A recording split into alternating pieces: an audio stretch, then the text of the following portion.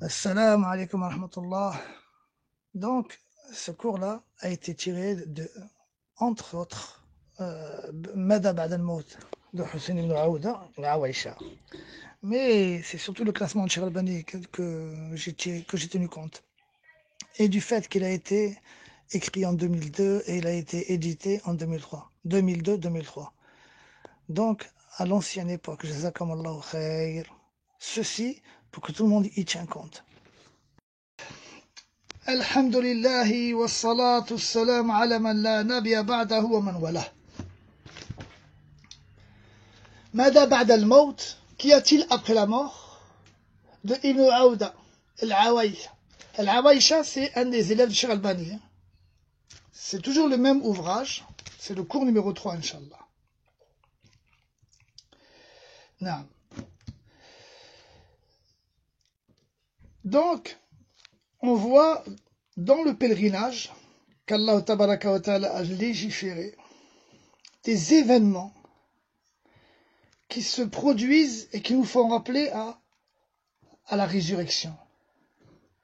Cet immense regroupement, cet immense rassemblement béni, où les musulmans du monde se réunissent, le jour de Arafat.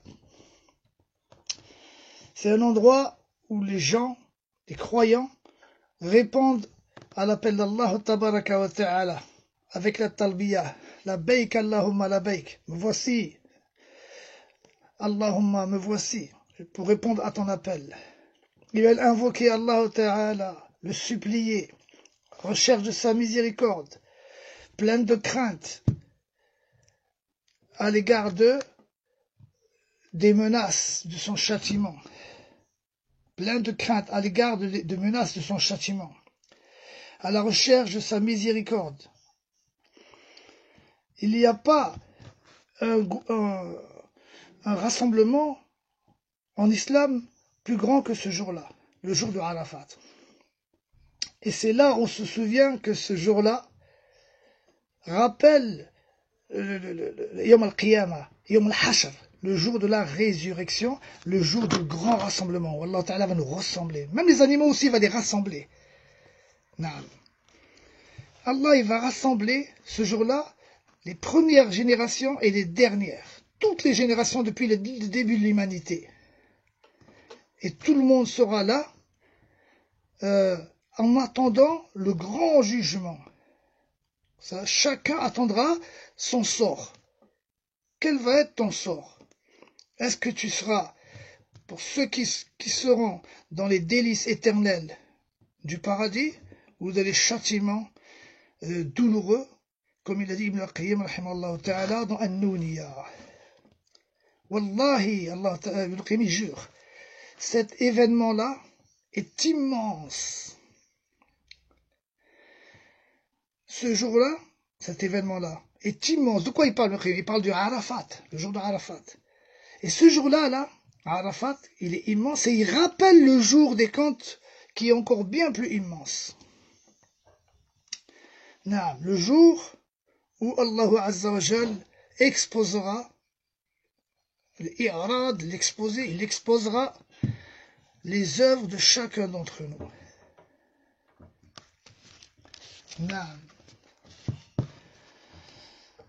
Lorsque on fait le pèlerinage, qu'est-ce qu'on a lorsqu'on est à Arafat? Surtout à certains moments, c'est pas toujours, parce que c'est vrai qu'à Arafat, qu'est-ce qu'on fait? On invoque souvent Allah Ta'ala.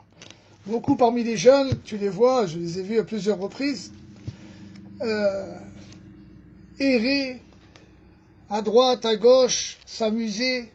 Ça, ce n'est pas le bon comportement à avoir pendant l'Arafat. Mais plutôt, il faut se consacrer ce jour-là à invoquer Allah. Tu invoques Allah, tu as les mains, les bras qui sont lourds, tellement tu es resté longtemps. Puis tu n'en peux plus, tu t'assois et tu invoques. Cette fois-ci, tu évoques. Mais ton temps, tu ne penses qu'à ça. Il n'y a pas de mal à ce que tu te détendes un moment et que tu passes, je sais pas, des discussions avec des frères, etc. Mais ceux qui font toute la journée cela sont vraiment dans une grande perte. Ce jour-là, il faut passer le temps à invoquer Allah et à évoquer Allah Ta'ala. Puis, il y a d'autres événements où on est tous beaucoup plus serrés. Combien de fois ça m'est arrivé d'avoir regretté d'être passé par là ou d'avoir pris cette route, tellement on est serré. Et c'est ça qui rappelle le grand événement de le Hashr. C'est quoi le Hashr? C'est le grand rassemblement. Nous on a parlé des versets où Allah Ta'ala il dit فَإِذَا نُقِرَ فِي النَّاقُرِ فَذَلِكَ يَوْمَئِذٍ يَوْمٌ عَسِرٌ عَلَى الْكَافِرِينَ غَيْرُ يَسِيرٌ. Quand Allah Ta'ala il parle, le jour où il soufflera dans un naqur, la trompe. فَذَلِكَ يَوْمَئِذٍ يَوْمٌ عَسِرٌ. Ce jour-là sera un jour difficile. عَلَى الْكَافِرِينَ غَيْرُ يَسِيرٌ. Pour les mécréants, il ne sera pas facile. وَنُفِخَ فِي الصُّورِ. Et lorsqu'on soufflera dans la trompe. On a dit que certains savants ont dit qu'il sera soufflé 2 fois dans la trompe. D'autres sont d'avis qu'il soufflera 3 fois. Le jour de la mort, où tout être humain mourra sur la surface de la terre, plus personne ne vivra. Le jour de la résurrection, une 2e fois, et le jour du grand rassemblement, Al-Hashr.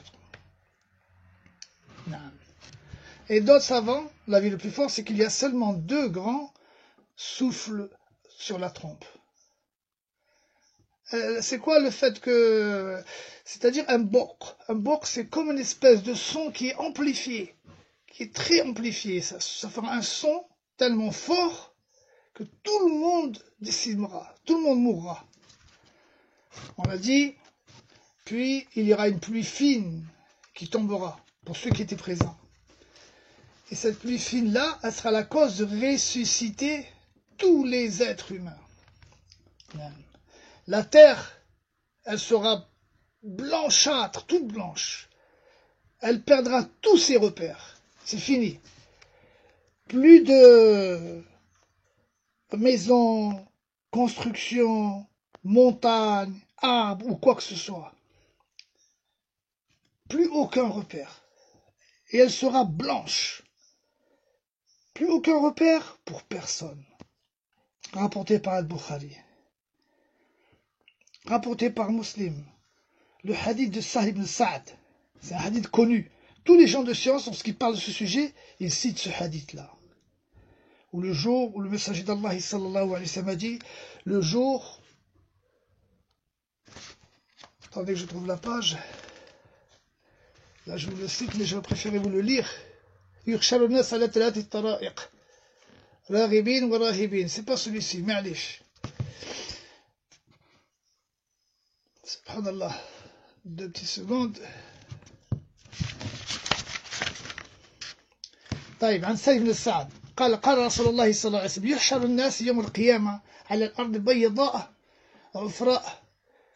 Le prophète d'Allah sallallahu alayhi wa sallam a dit, les gens seront regroupés yom al-qiyamah, la terre sera blanche, blanchâtre on va dire, et vierge. Bayda ufra, comme un morceau de pain plat, comme une galette de pain. Laysa fiha alamun, il n'y aura aucun repère li ahad. Rapporté par Al-Bukhari, si je regarde bien, ainsi que par Muslim. Non. Vous serez rassemblés, d'après Sahl, Laysa fiha ma'lum li ahad. Dans une autre version, ma'lum li ahad. C'est le même terme, il est conjugué. Alamun wa ma'lum. Aucun repère pour personne. Wa nahshuruhum yawm al-qiyamati ala wujuhihim. Et nous les rassemblerons, nous les regrouperons yawm al-qiyamah, le jour dernier, sur leur visage. الذين يحشرون على وجوههم إلى جهنم أولئك شر مكانا وأضل سبيلا والله المستعان نسأل الله العفو والعافية. Ceux qui seront regroupés sur leur visage dans la géhenne, c'est quel mauvais endroit et quelle mauvaise voie, soit al-Furqan. D'après Anas, un homme est venu demander au messager d'Allah sallallahu alayhi wa sallam, Ya Nabi Allah, يحشر الكافر على وجهه يوم القيامة. Le mécréant sera ressuscité sur son visage يوم القيامة. Le messager d'Allah sallallahu alayhi wa sallam a répondu: celui qui les a fait marcher sur leurs pieds, على رجلين في الدنيا, dans ce bas monde, قادرا على أن يمشي على وجهه يوم القيامة, n'est-il pas capable de les faire marcher sur leur visage يوم القيامة? Il a répondu: بلى وعزة ربنا.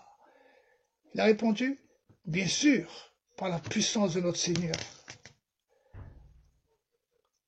En fait, certains savants considèrent que les mécréants seront ressuscités et regroupés dans un endroit, et les musulmans regroupés dans un autre endroit. C'est-à-dire, la terre sera pleine, mais ils ne seront pas mélangés comme ça. Les pieux seront plus proches du prophète d'Allah sallallahu alayhi wa sallam. Dans un autre hadith, le prophète d'Allah sallallahu alayhi wa sallam a dit: vous serez rassemblés pieds nus, sans être circoncis, incirconcis, pieds nus et incirconcis, et nus, sans aucun habit. Le corps nu, les pieds nus et incirconcis, rapporté par Al-Bukhari ou Muslim. Naam.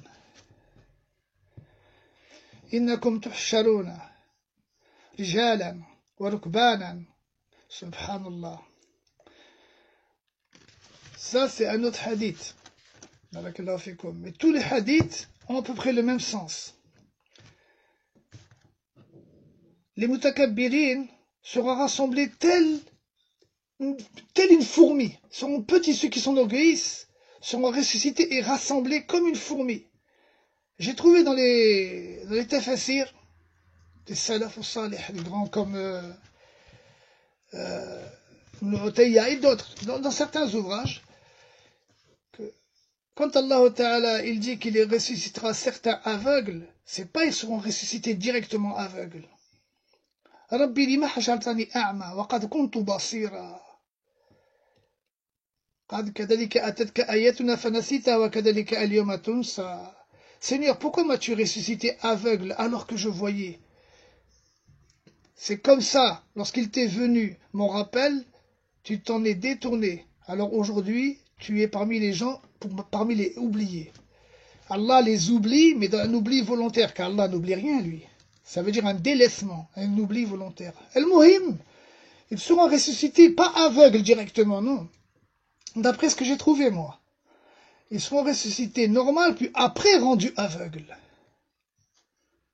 Non. Pourquoi faire? Pour qu'ils subissent mieux et pour qu'ils soient plus conscients du châtiment et de la punition qu'il est tout, c'est-à-dire du fait d'être aveugle ce jour-là. Le sol sera plat. Il n'y aura rien, ni vallée, ni montagne, ni construction, ni quoi que ce soit. Les gens seront donc, comme on vient de le dire, nus. Ni vêtements, ni chaussures, ni habits.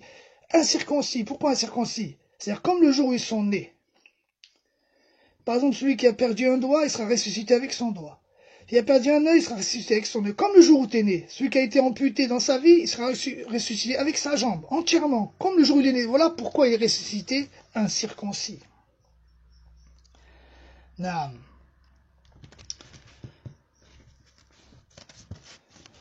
Dans d'autres hadiths rapportés par Bukhari ou Muslim, Kadalik radiallahu anha, Aïcha rapporte que le prophète d'Allah sallallahu alayhi wa sallam a dit, le même hadith, ils seront rassemblés nus, les pieds nus et incirconcis. Rappelez-vous le hadith de Aïcha radiallahu anha, elle a dit, Ya Rasulallah, quelle honte entre nous, nous sommes tous nus, chacun se verra les uns les autres.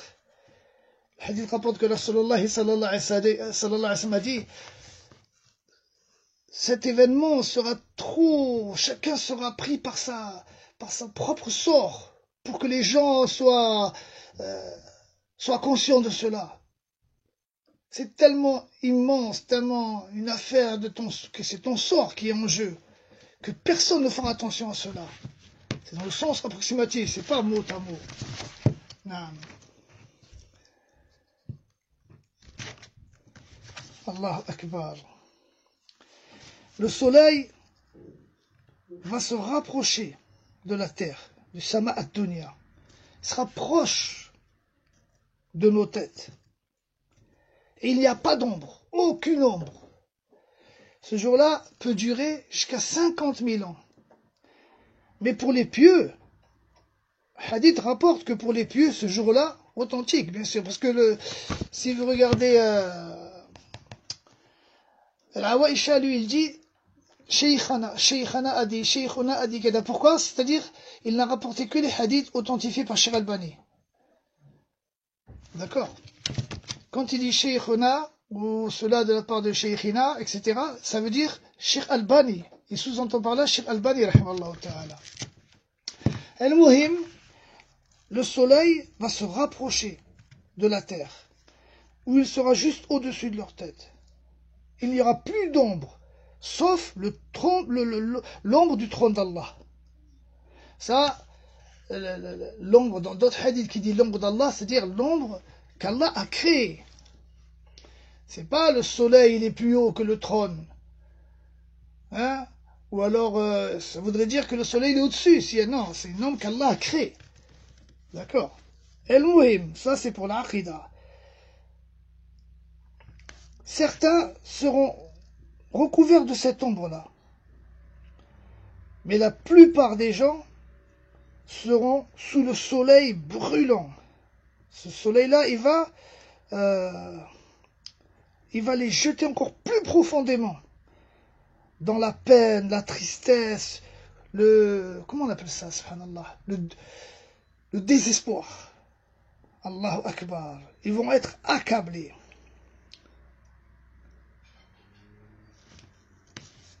Les gens seront tous serrés les uns contre les autres. Il y aura de place que pour tes pieds. Les gens n'auront de la place que pour leurs pieds, c'est tout. Ils vont se pousser, se serrer, se marcher sur les pieds les uns les autres. La soif va les prendre, le soleil sera terrible. Et les corps seront compressés les uns les autres. Il n'y a plus de mort là pour l'instant, personne ne meurt là. Là c'est la sueur, c'est la torture, c'est vraiment très difficile. Combien de fois qu'on a fait ce genre de cours de ce genre, je répétais, ce qui me fait peur le plus, c'est ce jour-là, Al-Hashar. J'ai fait plusieurs fois le pèlerinage, je me suis retrouvé dans des situations où c'est très difficile. Ça arrive des fois, tu dis ça y est, c'est fini.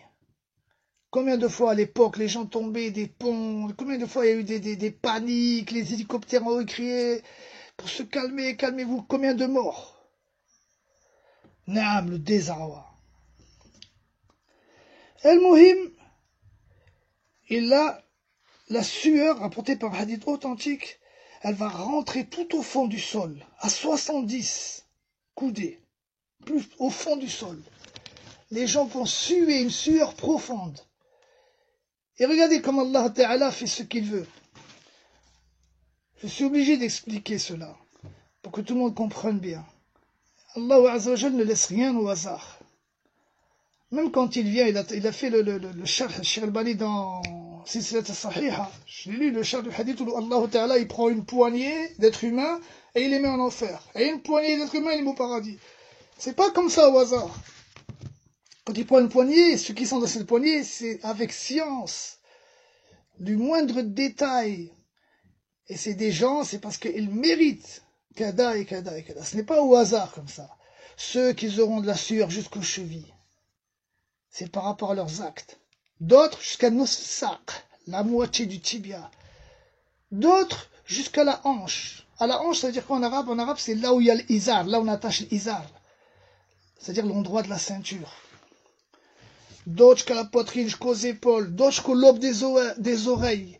Ils se lèvent la tête comme ça, pour pouvoir respirer jusqu'à la bouche, selon leurs actes, selon leurs efforts. Non.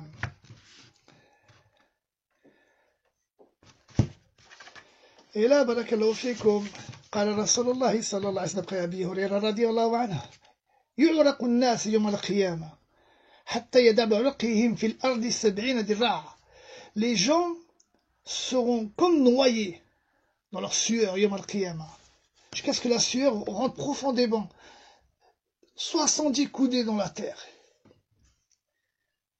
et elle montera jusqu'à atteindre hatta yablugha adanihim, jusqu'à ce qu'elle arrive à leurs oreilles, à la hauteur de leurs oreilles. Rapporté par Al-Bukhari wa Muslim.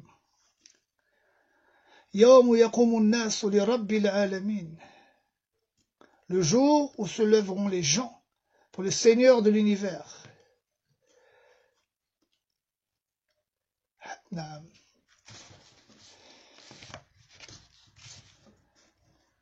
Les hadiths sont plusieurs, je ne vous lis pas. Vous voyez quand des fois je prends du temps comme ça, parce que c'est les mêmes hadiths avec des versions différentes, alors je les passe.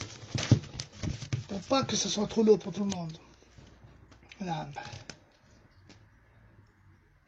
مقدار الناس في يوم من 50,000 سنة. نعم, ça se durera ce jour-là 50 000 ans. ولكن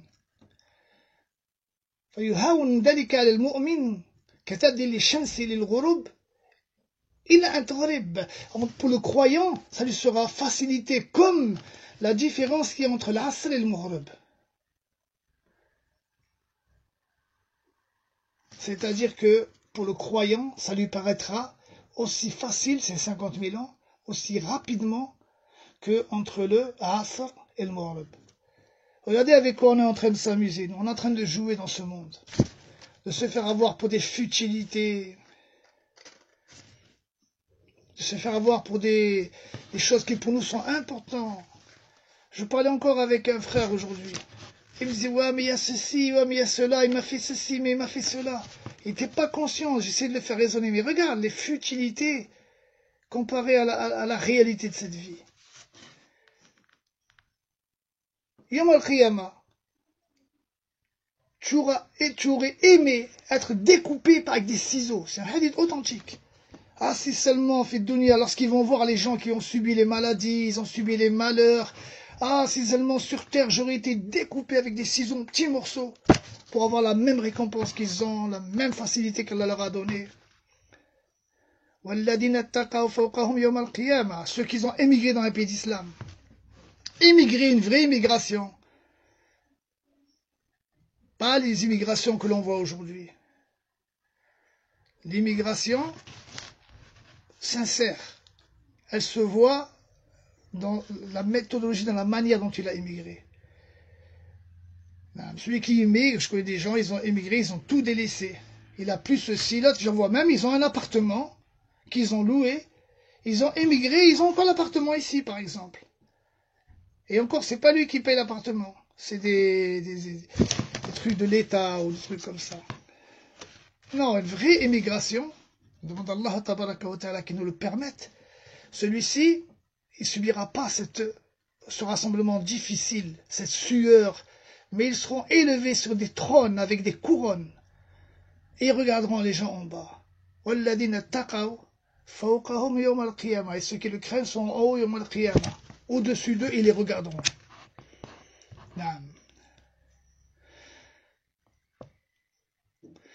عن عبد الله بن مسعود رضي الله عنه النبي صلى الله عليه وسلم يجمع الله أولين وآخرين الأولين والآخرين لميقات يوم معلوم قياما 40 سنة. Dans une version 40 ans. Pourquoi 40 ans? Parce que l'autre là, c'est un exemple qui a été donné. Ça ne veut pas dire que dans un an on voit 50,000 sana et là on voit 40 ans. On sait que les années Yom al-Qiyamah ne sont pas les mêmes années qu'aujourd'hui. Ce n'est pas une contradiction. Allah va regrouper les premiers et les derniers. Dans un endroit, dans un jour connu.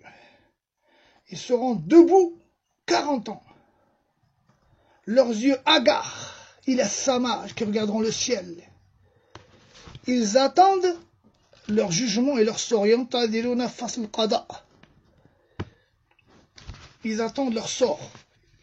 Qu'ils soient tranchés. Allahu Akbar. Chacun sera éprouvé en fonction de la place qu'il a eue par rapport au lien qu'il a avec Allah fi dunya. Certains seront même heureux ce jour-là et d'autres seront malheureux. On voit la sueur qui monte jusqu'aux chevilles, jusqu'à la moitié des tibias, aux hanches, jusqu'aux épaules et certains jusqu'aux oreilles. Certains vont être noyés dans la sueur. Ça, c'est un autre ouvrage, il s'appelle Tadkirat al-Qurtubi. C'est un ouvrage qu'on avait fait une partie une fois. qu'Allah m'a permis que je lise cet ouvrage. On avait fait juste le début, cet ouvrage, je me souviens. Naam.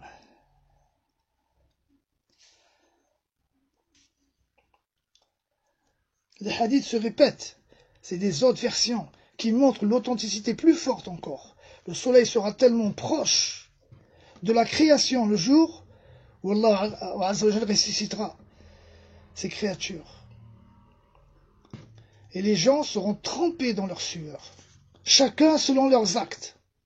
Certains aux chevilles, d'autres aux genoux, d'autres aux hanches, et certains seront noyés dans leur sueur. La transpiration, la sueur, la transpiration. Naam. Ce jour-là, il se passera des choses terribles. Ceux qui subiront voudront même souhaiter l'enfer, tellement ils n'en peuvent plus. De l'attente difficile, de la torture.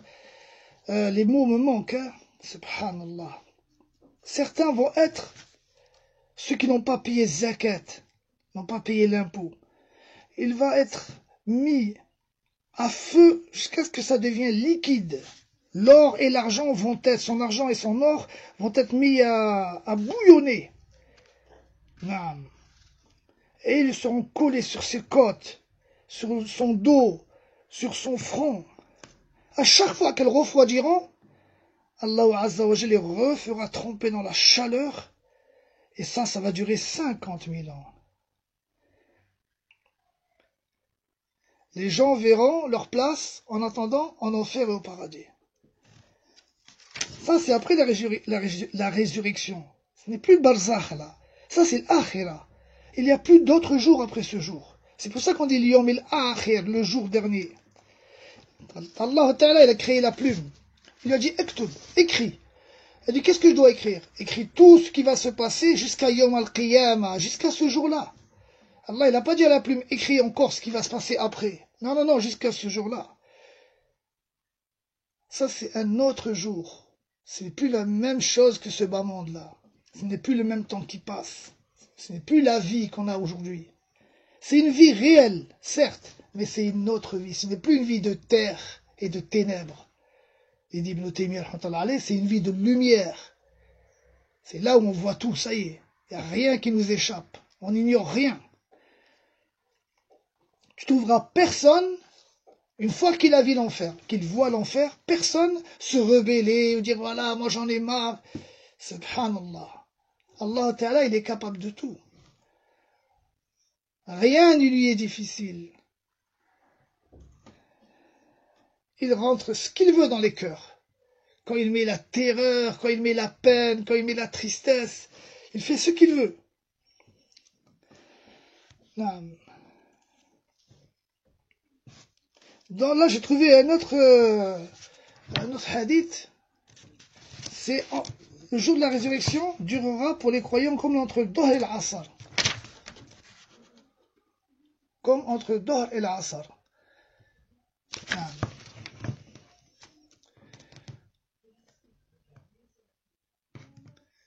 Allahu Akbar. Allah Azza wa Jalla, ce jour-là, va recouvrir les croyants de son ombre. Le jour où il n'y a aucune ombre que la sienne, que l'ombre d'Allah, c'est-à-dire l'ombre qu'Allah a créée.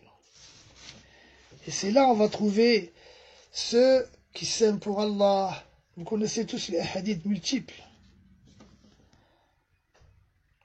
C'est ce jour-là où les gens vont courir et s'adresser au prophète. Hein, jusqu'à ce qu'ils vont arriver, c'est-à-dire vont demander au prophète d'intercéder. Jusqu'à ce que chaque prophète dira Nafsi, Nafsi, j'ai fait ceci, j'ai fait cela. Allah Ta'ala aujourd'hui est en colère comme jamais il a été. Sauf le prophète Mohammed sallallahu alayhi wa sallam.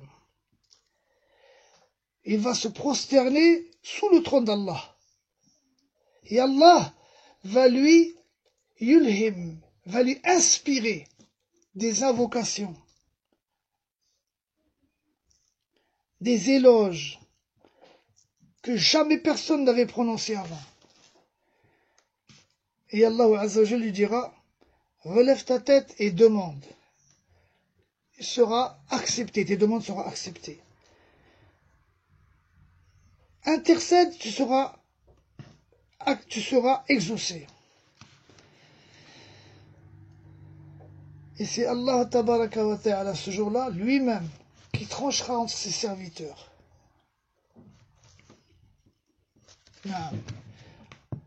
La première chose dont il va être jugé entre les serviteurs, Abdullah ibn Abbas radiallahu anhuma, il a dit que ce jugement-là se fera tout le monde en même temps. Ajib. Quand je dis ajib, c'est une façon de parler, car il n'y a rien d'étonnant. Pourquoi ils ont dit comment Allah va nous trancher tous en même temps, alors que il a répondu, comme il vous nourrit, il vous donne la subsistance tous en même temps, il vous jugera tous en même temps. C'est-à-dire, entre les serviteurs, la première chose qui va être jugée, ce sera le sang. Tous les problèmes de sang, que ce soit les meurtres, que ce soit les frappés, blessés, etc. La deuxième, ce sera les biens. Voler l'argent, ceux qui ont volé les terres, ceux qui ont volé tout ce qui est les biens des uns des autres. Pas forcément que l'argent, tout ce qui est des biens. Une personne elle a volé une chose, une voiture, un vêtement, tout ce qui a été volé, escroqué, pris injustement, transgressé, etc. Et la dernière, c'est l'honneur. Ceux qui ont parlé par derrière, ceux qui ont touché en ton honneur, etc. Ce jour-là va être terrible. Subhanallah.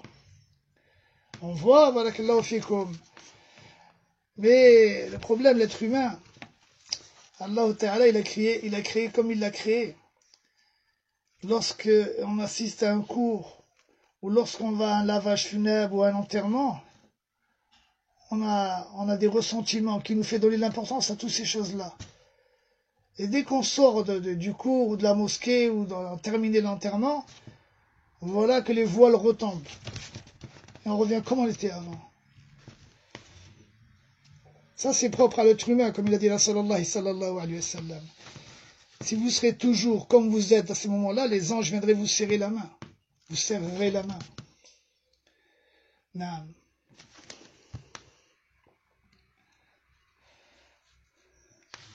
Donc, il dit, médite sur ce jour dont on vient de parler. Pense à toi, à ta situation ce jour-là. À toi de prendre, comment on appelle ça? Z. À toi de prendre tes provisions. À toi de prendre tes provisions avec la crainte d'Allah. Wa inna khayra zadi zadi taqwa. Tu ne peux pas avoir de meilleure provision que la crainte d'Allah. Qu'est-ce que la crainte d'Allah? Est-ce qu'on peut dire, nous, que quelqu'un craint Allah? Ibn Taymiyyah, il a fait un texte sur ça. La crainte d'Allah, elle a été définie par plusieurs savants différents. Vous connaissez celle de Omar al-Khattab, lorsqu'il a dit, tu vois un chemin épineux, et tu passes par ce chemin épineux et t'évites les épines. Hakada taqwa. Taqwa, ça vient du mot waqaya, te protéger contre le châtiment d'Allah. Te protéger d'Allah que auprès d'Allah. Un jour, lors d'une grande fitna, lors d'une grande, comment dire, vous savez, comme des guerres civiles, des événements de ce genre, les gens sont venus voir un grand savant qui était vivant à leur époque. Comment patienter face à cette guerre civile, cet événement qui est très difficile pour nous? Et il leur a dit, surmonter cette épreuve avec taqwa. Et ils ont dit, qu'est-ce que c'est taqwa? Définis-la. Définis-nous-la, la taqwa. Il a dit, attendez que je me souvienne bien exactement, dans le sens approximatif, taqwa, c'est obéir à Allah, avec la lumière d'Allah, en espérant la satisfaction d'Allah. Obéir à Allah avec science, avec ikhlas. C'est ce qu'il a dit. Obéir à Allah avec la lumière d'Allah. Nour min Allah, Nour c'est le ilm. Tu vas pas obéir Allah avec ignorance. Hein, tu fais de toutes sortes d'ignorance et tu crois que c'est la taqwa. Et tu crois que c'est la science. La taqwa, obligatoirement, elle est accompagnée de science. Hein? En espérant l'agrément d'Allah, ou la satisfaction d'Allah, ou la miséricorde d'Allah. Raja rahmatillah. S'éloigner de ce qu'Allah n'agrée pas, avec Nour min Allah, avec science, en craignant le châtiment d'Allah. Voilà les 6 phrases. Ces 6 phrases-là, il a défini la taqwa. Obéir à Allah avec science, en espérant sa miséricorde. S'éloigner de ce qu'il déteste, avec science, en craignant son châtiment.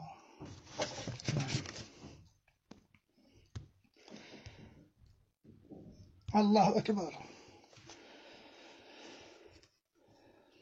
Le hadith de Abu Huraira radiallahu anhu rapporte que Rasulullah sallallahu alayhi wa sallam a dit: les gens seront rassemblés suivant 3 groupes. Ceux qui viendront tout craintifs, ceux qui viendront par 2 sur une monture, par 3 sur une monture, par 4 sur une monture, et même par 10 sur une seule monture. Et les autres seront regroupés tous. C'est là où ils feront leur sieste. C'est là où ils passeront la nuit. Et c'est là où ils passeront leur matin et leur soir. Ils seront là où ils sont. Naam.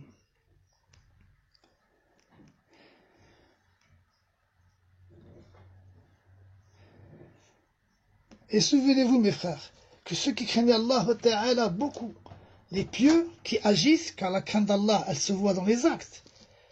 Combien de fois j'ai entendu, Naam, moi je crains Allah, moi je crains Allah. Ceux qui disent ça, c'est des gens ignorants qui disent cela. Qu'est-ce que toi tu crains Allah? Comment tu peux définir la crainte d'Allah? Ibn Taymiyyah a donné des exemples clairs, ils sont un peu forts, mais c'est pour que ce soit clair. Quelqu'un qui ne boit, quelqu'un qui n'a pas qui ne fait pas de haram avec sa propre mère, mais il boit de l'alcool. Mais lui, s'il ne fait pas de haram avec sa propre mère, c'est par crainte d'Allah. Mais lui, il boit de l'alcool. Est-ce qu'on peut dire qu'il craint Allah? Ça, c'est les paroles d'Ibn Taymiyyah, mes frères. C'est pas les miennes. Hein? Donc, on ne peut pas nous dire tel et tel craint Allah. Quand on le donne, particulièrement, on le cite. Quand on parle général, oui, naam. Ne vous faites pas l'éloge de taqwa les uns les autres. Allah seul sait qui le craint, qui a la taqwa. Mais on peut reconnaître quelqu'un qu'on peut dire salih, bienfaiteur. Comment? Il fait plus de bonnes actions, plus d'actes de piété que de péché, que de désobéissance. Lorsque ces actes de piété, les bons actes, dépassent ces mauvais actes, là on peut dire que c'est quelqu'un qui est salih. Mais, toujours mais,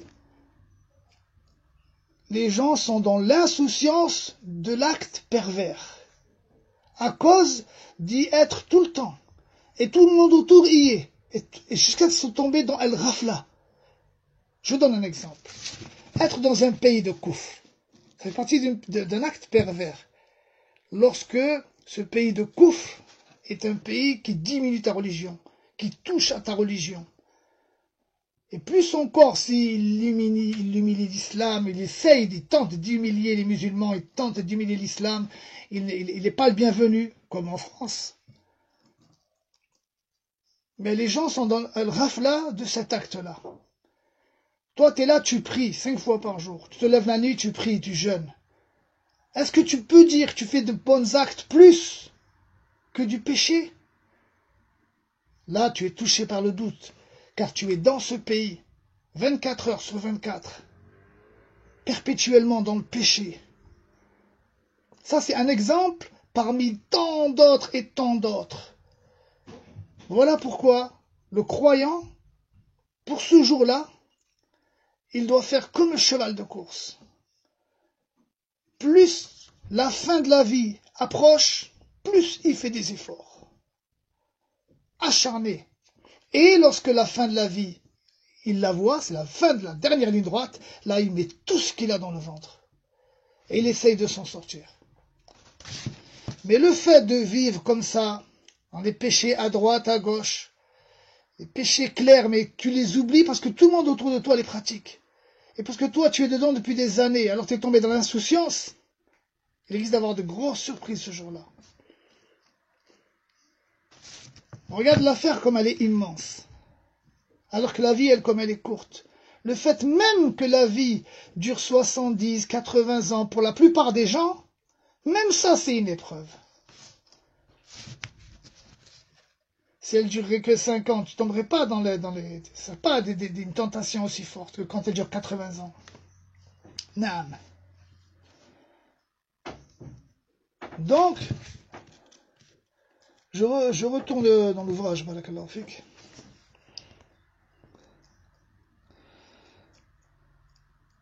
Le hadith encore, c'est un autre hadith ça, qui rapporte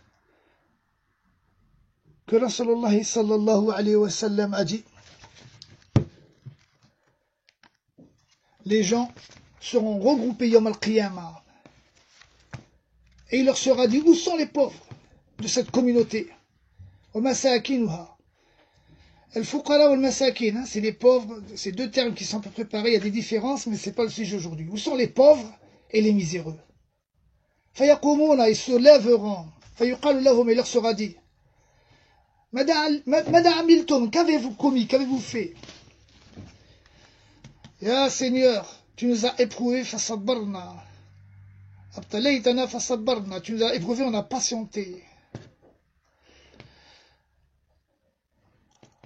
On a été éprouvés par l'argent, par le pouvoir, d'autres que nous.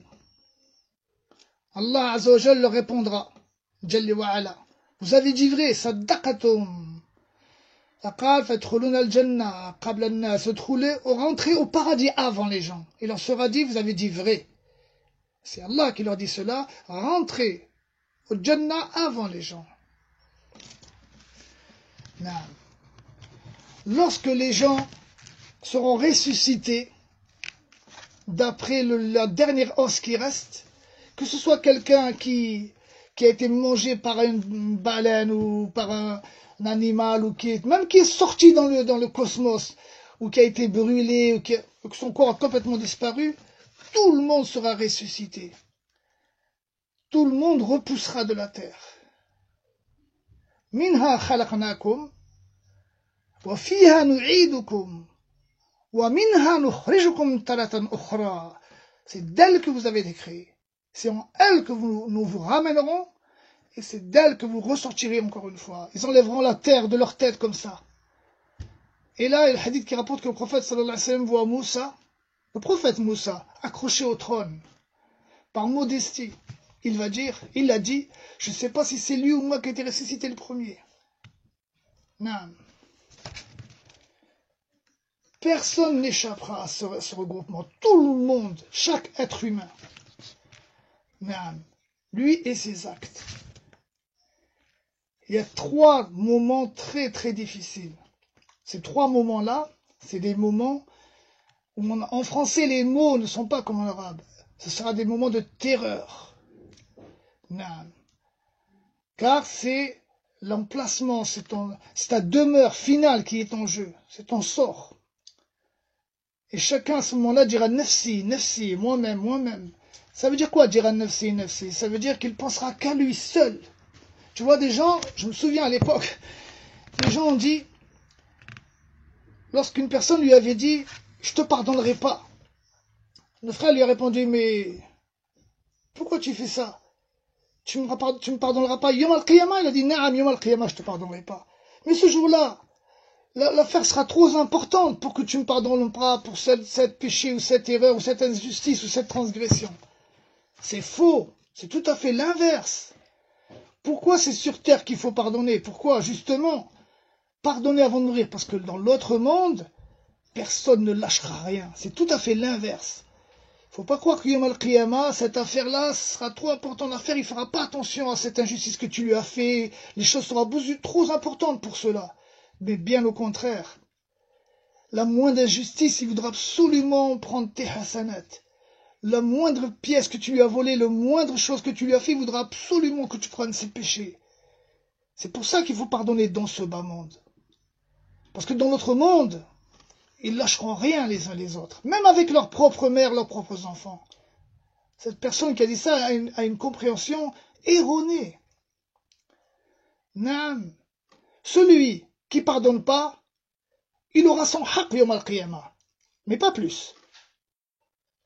Je connais aucune divergence à ce sujet. Par contre, celui qui pardonne, dans ce bas monde, il aura beaucoup plus que ça. Il a une récompense qui n'est pas comparable par rapport au droit qu'il a eu, que l'autre l'a lésé, l'autre lui a fait ci, l'autre lui a fait cela. Non, la récompense est bien plus grande. Lorsqu'il sera devant la balance, alors là, ce sera terrible, la terreur, car ce sera une des causes de son sort. Lorsqu'il sera devant le livre, est-ce qu'il sera parmi ceux qu'on a donné le livre de la main droite ou le livre de la main gauche? Et lorsqu'il sera devant As-Sirat, même As-Sirat, il y a beaucoup de divergences. Certains disent qu'il est au-dessus de l'enfer, c'est la vie le plus fort. D'autres disent non, il passe. C'est-à-dire, les gens qui passeront par-dessus, Allah tabaraka wa ta'ala va mettre à genoux tous les êtres humains autour de l'enfer, surat Maryam. فَوَرَبِّكَ لَنَحْشُرَنَّهُمْ يَوْمَ الْقِيَامَةِ. Subhanallah, le verset m'a échappé. El-Muhim, j'ai peur de le déformer. Tous les gens seront agenouillés tout autour de l'enfer.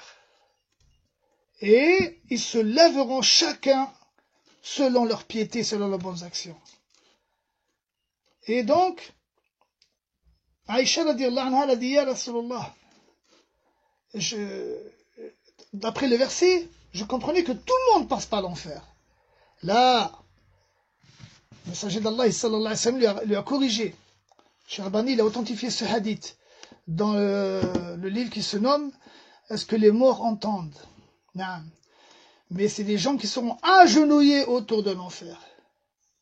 Même le bassin, certains disent qu'il est au paradis, d'autres disent qu'il est avant le paradis.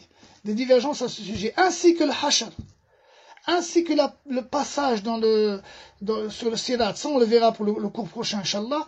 Certains savants, même contemporains, sont d'avis que c'est que les musulmans et les hypocrites qui feront ce parcours. Et d'autres savants sont d'avis que c'est tous les êtres humains qui le feront. Et que les croyants pourront y passer, c'est-à-dire au-dessus du pont pour entrer au paradis. Non. Le premier donc, c'est face à la balance. On va peser les actes. Le deuxième, face au livre. Non. Qu'a-t-il ce livre-là? Il n'a oublié ôté ni grande ni petite chose, sans qu'il l'ait noté. Les cheveux se dressaient sur la tête. C'est là où les savants disent le verset qui fait le plus peur. Celui qui fait ne serait-ce qu'un atome de mal, ce jour-là le verra. Toi, tu es là, tu fais telle chose, chaque jour, les jours passent, les semaines, les mois, les années, ça fait des montagnes. Et ce jour-là, rien ne sera ôté. Et bien sûr, devant As-Sirat. Je vous laisse là, mes frères. Il reste, je pense, encore 2 cours pour terminer ce livre-là. Sallallahu tawfiq. Subhanakallahumma wa bihamdika wa ashhadu an la ilaha illa anta astaghfiruka wa atubu ilayk. Assalamu alaikum wa rahmatullahi wa barakatuh.